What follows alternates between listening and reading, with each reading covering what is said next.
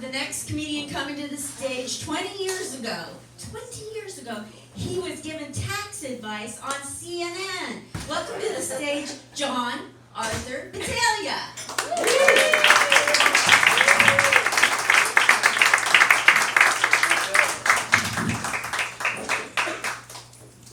Hello. CNN. Have the mighty have fallen. I'm John Arthur Battaglia. I like to use my middle name so I sound distinctive, like Son of Sam. I was born and raised in the Bronx. I grew up in a tough neighborhood and had a traumatic childhood. I mean, in my neighborhood, the prostitutes moonlighted as crossing guards. And I always wondered as a kid why my father wanted to walk me to school. And why he tipped the crossing guard. When I was 10, my sister, the Italian princess, used to always hit me. And she'd give me a bloody nose, black eyes. I mean, nobody did anything about it. It was acceptable back then. And one night at dinner, I said something that really pissed her off. And she takes a fork and she stabs me in my forearm, and I'm bleeding, I'm yelling, I'm crying. And my mother says, "Get your sister another fork." When I was 13, my aunt she gave me a bunch of Christmas gifts. And one of them was an electric razor. When I finally got around to using it, the top opened up, and all these gray hairs fell out. And I found out it was her dead boyfriend Vito's razor. I wish I knew that before I wore the underwear. Back when I was a kid, there was no Twitter, Facebook, emails, voicemail. There was none of that shit. I mean, our form of communication was a square box on the kitchen wall called a telephone. And we all used it, and we all knew everybody's business. And one morning, me, my mother, and sister were eating breakfast, and by this time we're using plastic utensils. and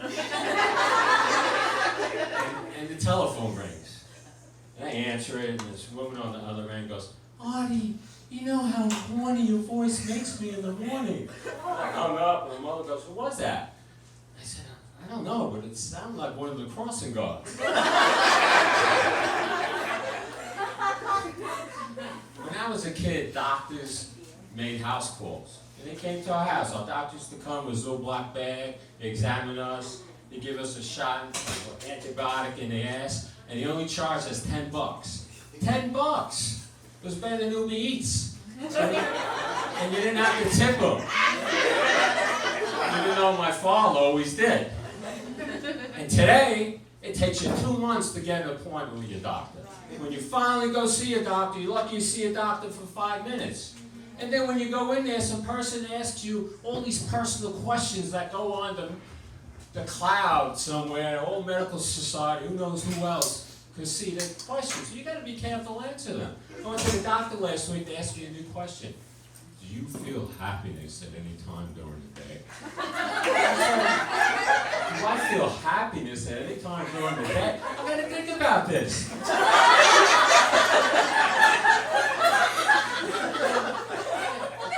I said, yeah, when I smoke a joint and watch porno. Then they asked me the age-old question, but you got to be careful answering. Do you feel depressed at any time during the day? And I said, yeah, an hour after I smoke a joint and watch porno. Speaking of porno, when my sister was 18, well, now that I got a little attention. My sister was 18, she was engaged to get married. And she was having some serious second thoughts. So she came to me, a 16-year-old brother, for love advice. Now David, her fiance, he used to give me joints. I'd go over to her house, he'd let me drink beer and watch porno. I was in love with him. They divorced 2 years later. On a happier note, last week I celebrated my 46th anniversary of joining the Air Force. Thank you. My wife and I went out with friends for dinner, and I was talking about my Air Force career when I was wounded and had the side of my face ripped off, and my leg broken in 2 places, my shoulder dislocated, My friend's wife said, "Wow, you poor thing, what water did that happen in?" And my wife said, "He was drunk and he fell off his bunk bed."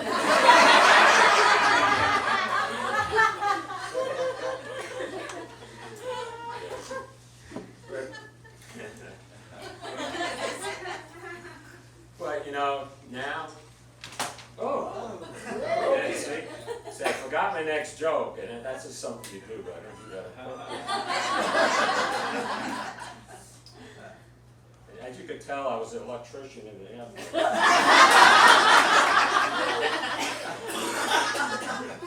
So what we're going to do is not use the microphone. I don't think I need to. Yeah. And let me just pick up where I left off. I was in the Air Force. And you know, I just recently retired. I was a tax accountant. As you can tell, I mean, I know it's shocking to you. You know, it was a very exciting profession, and you know, and now that I'm retired, before I retired, I promised my wife I'd take her on this high-end luxury Mediterranean cruise. And you know, right now I really can't afford it, and it's all bugging me. So I said, you know, I got my friend's password for Netflix, and for now you can binge watch The Love Boat. That didn't go over too well. So, you know, I needed to get a part-time job, so I was thinking of, you know, becoming a sperm donor. And so, you know, I went to my doctor to get a sperm donor certificate, and he checked out my shit, and he comes back and he goes, "John, only 10% of your sperm are alive." And I said, "Well, that's not bad. Don't I got hundreds of thousands of them?" And he said, "No, you only had 10 sperm and only one was alive." And I said, "Doc, do you know how many episodes there are on The Love Boat?"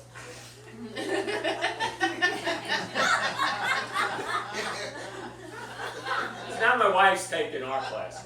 You know? And she came home and she said she drew this naked man, Raoul. I said, "Raoul? What does this Raoul look like?" And she goes, "You want to see the drawing?" I said, "Yeah." And I said, "Wow, he's really that small down there?" And she said, "No, I just didn't want to hurt your feelings."